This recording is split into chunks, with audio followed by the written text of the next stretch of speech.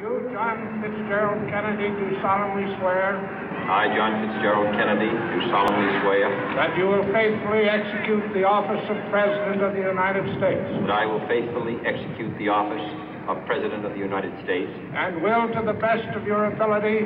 And will, to the best of my ability. Preserve, protect, and defend the Constitution of the United States. Preserve, protect, and defend the Constitution of the United States. So help you God. So help me God.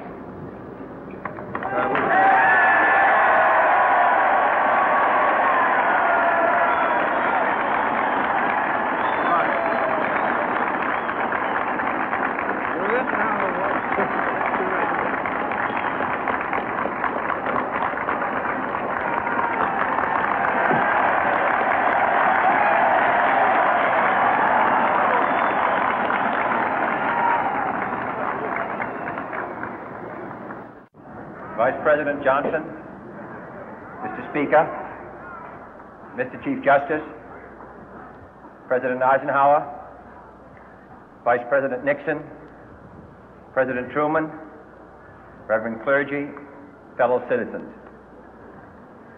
We observe today not a victory of party, but a celebration of freedom, symbolizing an end as well as a beginning, signifying renewal as well as change.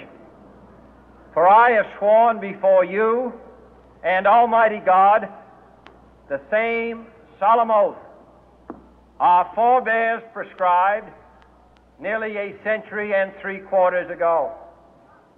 The world is very different now, for man holds in his mortal hands the power to abolish all forms of human poverty and all forms of human life.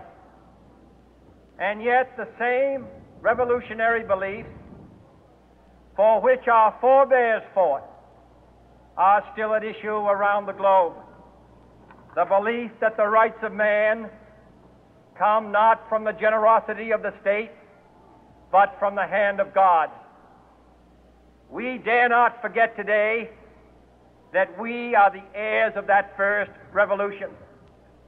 Let the word go forth from this time and place to friend and foe alike that the torch has been passed to a new generation of Americans born in this century, tempered by war, disciplined by a hard and bitter peace, proud of our ancient heritage, and unwilling to witness or permit the slow undoing of those human rights to which this nation has always been committed and to which we are committed today at home and around the world.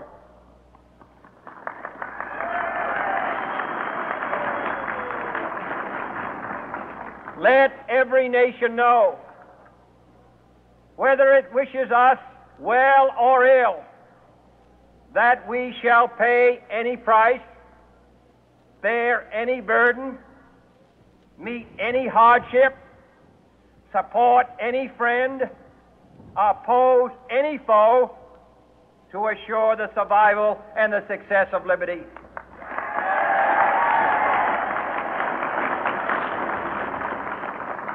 This much we pledge and more.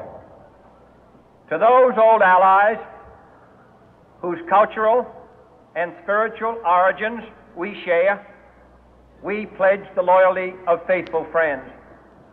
United, there is little we cannot do in a host of cooperative ventures. Divided, there is little we can do, for we dare not meet a powerful challenge at odds and split asunder. To those new states whom we welcome to the ranks of the free, we pledge our word that one form of colonial control shall not have passed away merely to be replaced by a far more iron tyranny. We shall not always expect to find them supporting our view, but we shall always hope to find them strongly supporting their own freedom, and to remember that in the past, those who foolishly sought power by riding the back of the tiger ended up inside.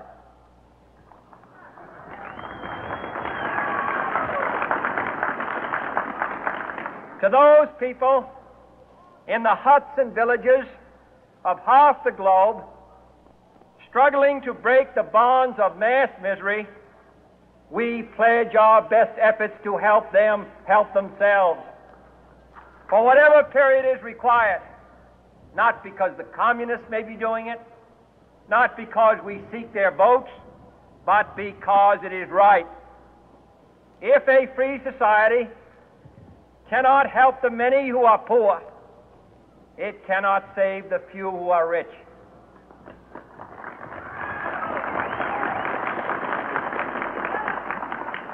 To our sister republics south of our border, we offer a special pledge to convert our good words into good deeds, in a new alliance for progress, to assist free men and free governments in casting off the chains of poverty.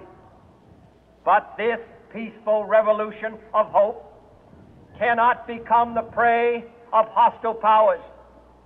Let all our neighbors know that we shall join with them to oppose aggression or subversion anywhere in the Americas.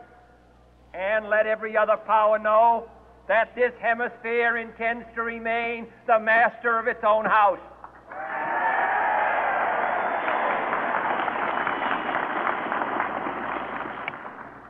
To that World Assembly of Sovereign States, the United Nations, our last best hope, in an age where the instruments of war have far outpaced the instruments of peace, we renew our pledge of support to prevent it from becoming merely a forum for invective, to strengthen its shield of the new and the weak, and to enlarge the area in which its writ may run.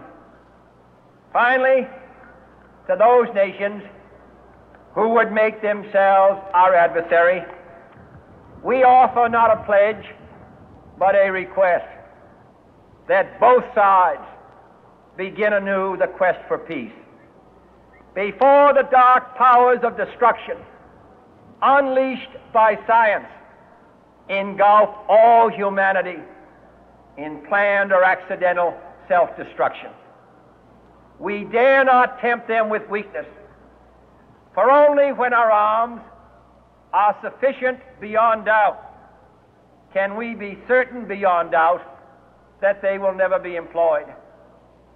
But neither can two great and powerful groups of nations take comfort from our present course, both sides overburdened by the cost of modern weapons, both rightly alarmed by the steady spread of the deadly atom, yet both racing to alter that uncertain balance of terror that stays the hand of mankind's final war. So let us begin anew, remembering on both sides that civility is not a sign of weakness, and sincerity is always subject to proof. Let us never negotiate out of fear, but let us never fear to negotiate.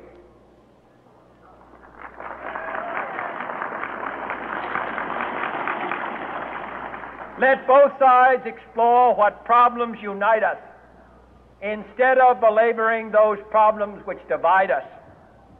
Let both sides, for the first time, formulate serious and precise proposals for the inspection and control of arms, and bring the absolute power to destroy other nations under the absolute control of all nations.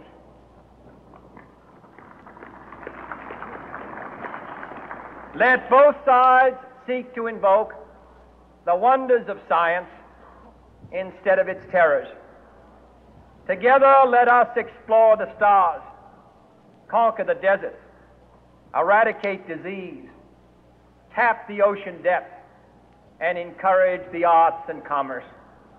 Let both sides unite to heed in all corners of the earth the command of Isaiah to undo the heavy burden and let the oppressed go free. And if a beachhead of cooperation may push back the jungle of suspicion, let both sides join in creating a new endeavor, not a new balance of power, but a new world of law, where the strong are just and the weak secure and the peace preserved. All this will not be finished in the first 100 days, nor will it be finished in the first 1,000 days, nor in the life of this administration, nor even perhaps in our lifetime on this planet. But let us begin.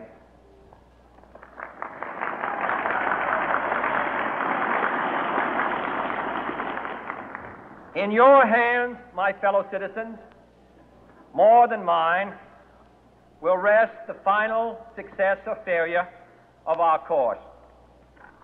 Since this country was founded, each generation of Americans has been summoned to give testimony to its national loyalty. The graves of young Americans who answered the call to service surround the globe. Now the trumpet summons us again, not as a call to bear arms, though arms we need, not as a call to battle, though in battle we are, but a call to bear the burden of a long twilight struggle, year in and year out, rejoicing in hope, patient in tribulation, a struggle against the common enemies of man, tyranny, poverty, disease, and war itself. Can we forge against these enemies a grand and global alliance, north and south, east and west, that can assure a more fruitful life for all mankind? Will you join in that historic effort?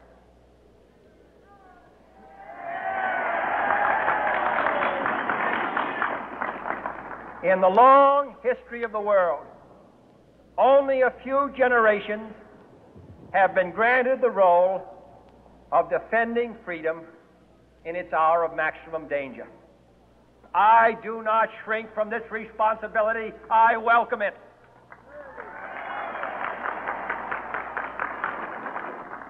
I do not believe that any of us would exchange places with any other people or any other generation.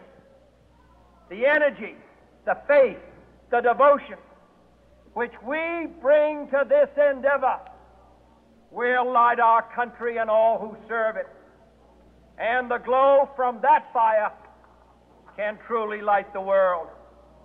And so, my fellow Americans, ask not what your country can do for you. Ask what you can do for your country.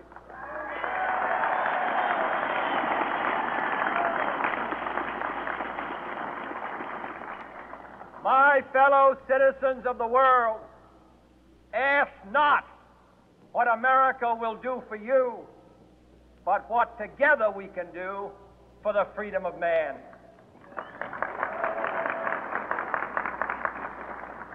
Finally, whether you are citizens of America or citizens of the world, ask of us here the same high standards of strength and sacrifice which we ask of you. With a good conscience, our only sure reward, with history the final judge of our deeds, let us go forth to lead the land we love, asking His blessing and His help, but knowing that here on earth God's work must truly be our own.